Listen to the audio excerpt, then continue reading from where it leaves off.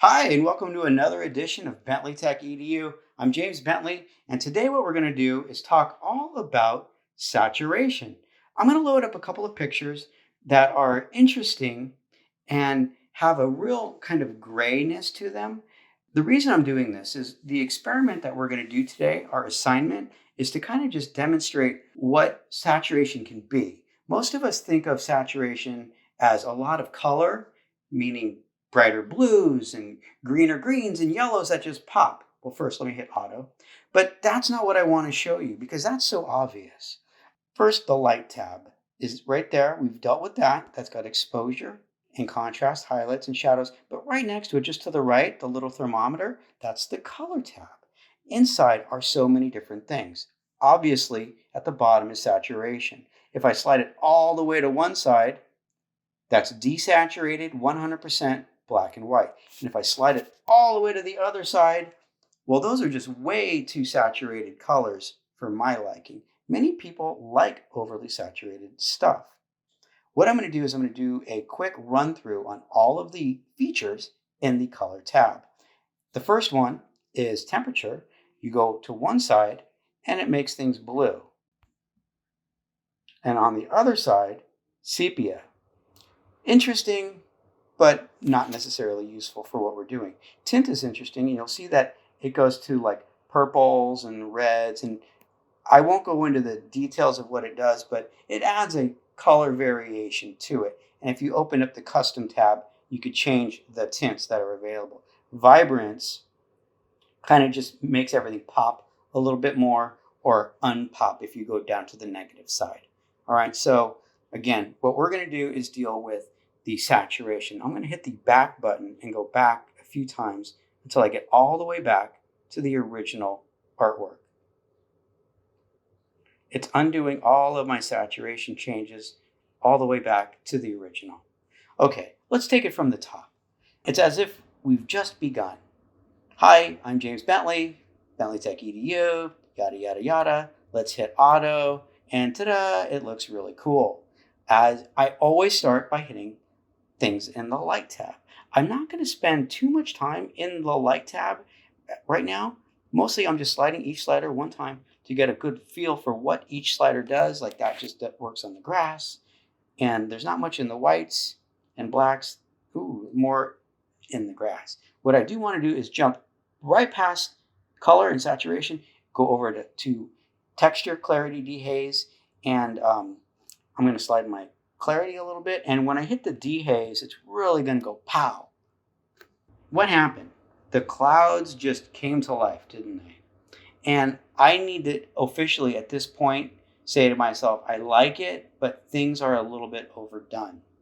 The colors got a little bit too harsh and it really did something to the clouds, but at the same time, it overly affected the lighthouse, which is not what I want. What I want to do, let me just hold before and after.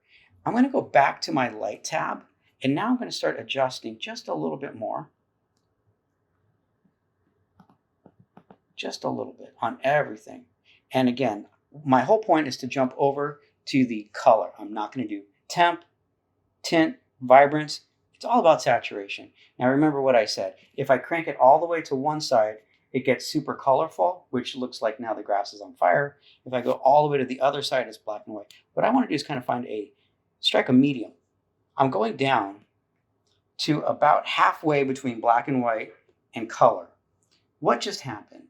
Well, there's still color in there, but it's not so black and white that it's obviously black and white, but yet there's enough color in there to fool the eye into believing that there's something going on. This is basically just called desaturating the image. And again, most people oversaturate. They make yellows pop, reds and greens and blues. Like, I want the bluest sky ever. And so they crank up the saturation on the blues.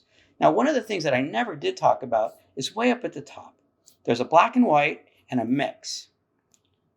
If you hit the mix button, it allows you to literally adjust a particular color in your picture. Now, I'm not going to do this right now because it's a little bit more advanced, but let's say you had blue skies and you only wanted the blues to pop. You would just hit the little blue circle and then crank up the saturation on that, if you had like a yellow car and you wanted the yellow car to really like scream off of the image, you would hit the yellow and then slide the slider. Okay, I'm just going to hit the done button, pretend like nothing actually happened. All right, so what have I done so far? I've done my exposure adjustments, I've done some color adjustments, and I've also done a little bit of clarity and dehaze. I haven't done any of my cropping. I'm saving it for last. Sometimes I do cropping at the beginning, and sometimes I do it at the end. What I know is I got to straighten out my area. Now, as I do, I'm straightening it to the top of the house. But I'm noticing something. It feels like, yes, I straightened out the pool house. I don't really like what I'm seeing with the lighthouse. I feel like it's tilting and falling. So what I'm going to do, it's probably the way I was standing when I took the picture. I'm going to straighten the lighthouse so the lighthouse is straight, and I don't care about anything else. I'm really going to struggle to get this right. I have to get it just on the money. Sometimes a little bit pays off. And you know what? That is money. Now, as you can see, the lighthouse outhouse, the little shack, is not necessarily squared up to the edge line. But I got to admit, I'm more interested in making sure that the lighthouse itself is squared up. All right, let's pull these down just a little bit more and like square up. Think about rule of thirds as always. I'm going to give myself a little bit more grass. The center of interest, let me do it one more time just to show you, is right there where the house and the lighthouse meet. See that square or the intersection? That's money.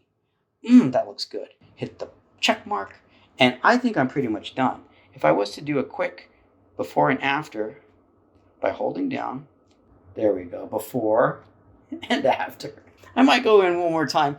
You mean JB is actually going to adjust his lights one more time? Sometimes I do. Yeah, I just want to make sure I got everything right.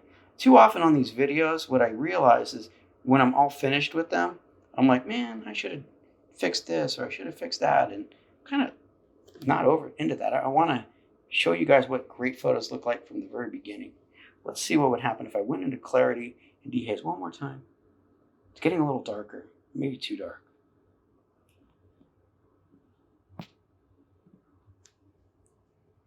Yeah, it's getting a little bit much. So I'm going to back that off. Looks good. All right. And when I'm happy, you know what we do. Just get out of this. Man, am I good. Well, that's it. It's a lighthouse up in Oregon, just south of Tillamook. Your assignment, just make a picture and make sure that it has 50% of color. That's it. I don't want to see crazy bright colors. I want to see desaturated colors.